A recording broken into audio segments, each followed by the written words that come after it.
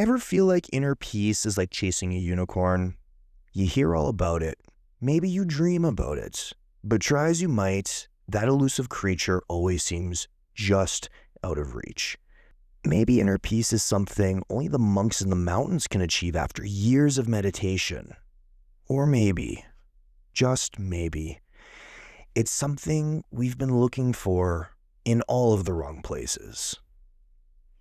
Hi, welcome to the Wolverine Lifestyle Podcast, where personal growth meets deep thought and introspection. I am your host, Dylan Andres, and in today's episode, we're diving into something that has been on my mind a lot recently. A journal prompt that hit me straight to the gut.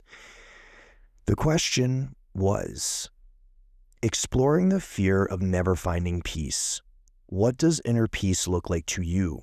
What is stopping you from obtaining it? Sounds simple, right? But man, this one was a doozy for me. Until recently, I wasn't really sure what inner peace looked or felt like. I had an idea of what I thought it should be, this perfect, serene state of existence where my mind wasn't constantly spinning on a wheel like a hamster who just mixed his pre-workout with an energy drink and then hit back a shot of smelling salts. But the reality? I never truly felt silence. My version of peace was always just out of reach, like trying to grab mist with my bare hands. So today, I want to take you on a journey. My journey through answering this question for myself. And maybe, just maybe, you'll see a little bit of yourself in this story too. Let's start with a little background. Growing up, I was a worrier. Big time.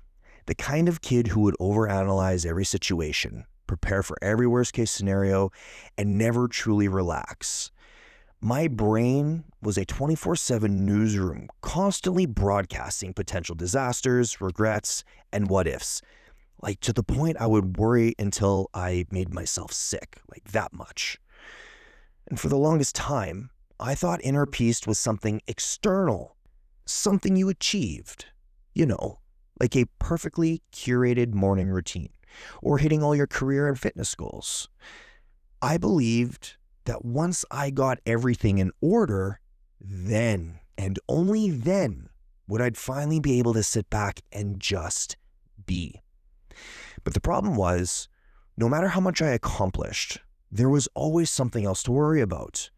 I didn't realize it at the time, but I was chasing peace in all of the wrong places.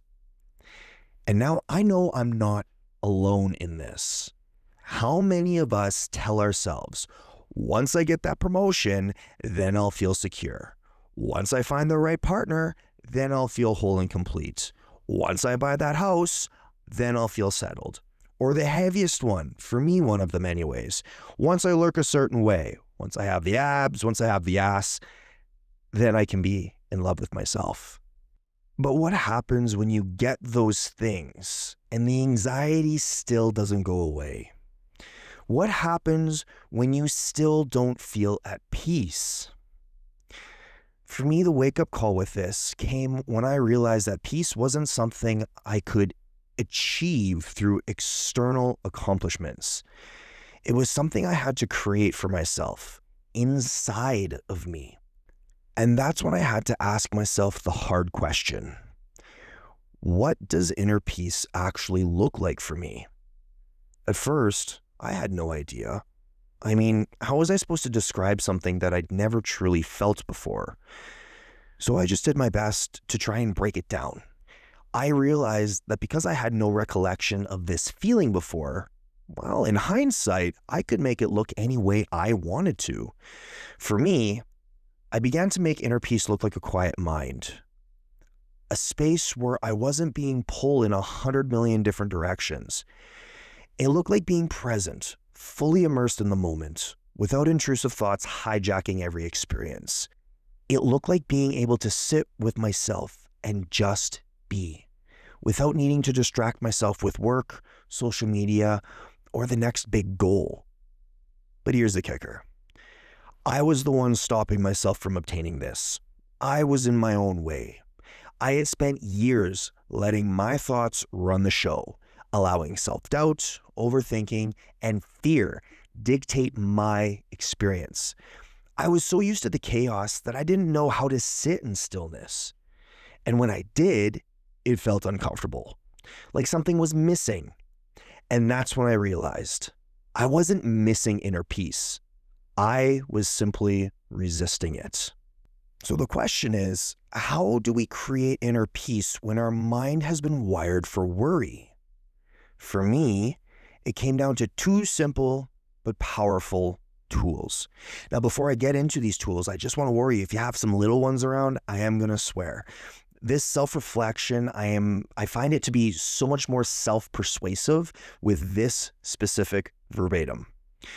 The first tool was listening to my gut and intuition. And when those lines seemed blurry, I'd ask myself this question: is this a fuck yes or a hell no? If something wasn't a clear fuck yes, then it was a no, period. And in reality, if we ever have to ask ourselves this question, the answer is likely a no. We don't have to question the power in something feeling like a fuck yes. It's just simply a yes. We feel it in our body. This mindset shift alone cleared out so much mental clutter, that brain noise I always talk about.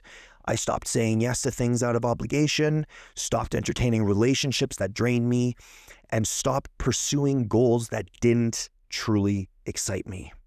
And the second tool was radical presence, being in the moment.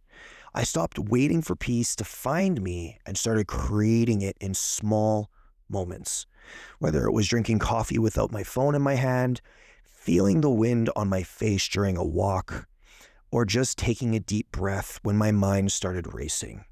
I made peace a daily practice in selected moments instead of a distant, far-off goal. If you didn't know this about me, I'm a research guy. So as I delved deeper into this journey, I sought out information and strategies to further understand and cultivate inner peace. The research I found suggests that inner peace significantly contributes to overall well-being.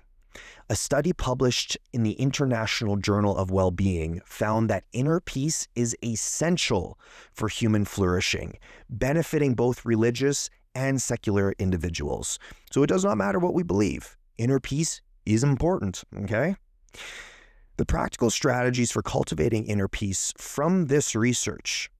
The first one, mindfulness meditation. This practice focuses on the present moment without judgment, reducing stress and enhancing emotional regulation. Studies show that the regular mindfulness practice helps quiet the mind and foster our inner calm. The second one, positive thinking and self-talk. Replacing the self-critical thoughts with affirmations can build self-esteem and reduce inner conflict. The third one, visualization techniques. Imagining peaceful settings can help calm the mind and reduce anxiety, making it easier to access that inner peace that we're all looking for. The fourth one, physical activity. Regular physical movements such as yoga, tai chi, weightlifting, all of those good things reduces stress and increases self-awareness, promoting a holistic well-being. And the fifth one, breath work. Mindful breathing regulates the nervous system, reduces stress, and improves mental focus, making it a simple but powerful tool for cultivating peace.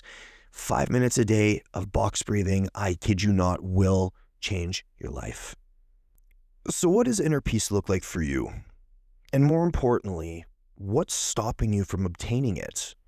Maybe, like me, you've been looking for it in achievements, relationships, or external validation.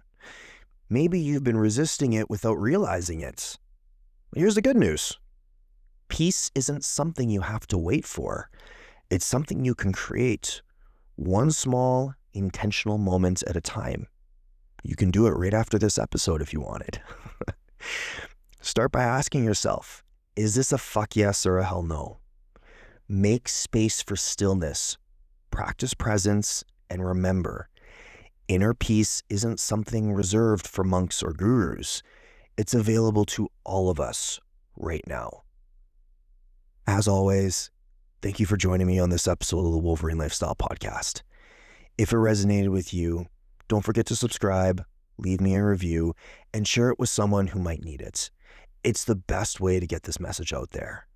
And if you're ready to take a step further into your own self-exploration journey, grab my free ebook, 30 Days to Know Yourself. The link will be in the show notes, along with all of the rest of the links to the rest of my socials. Until next time, remember, inner peace isn't a destination.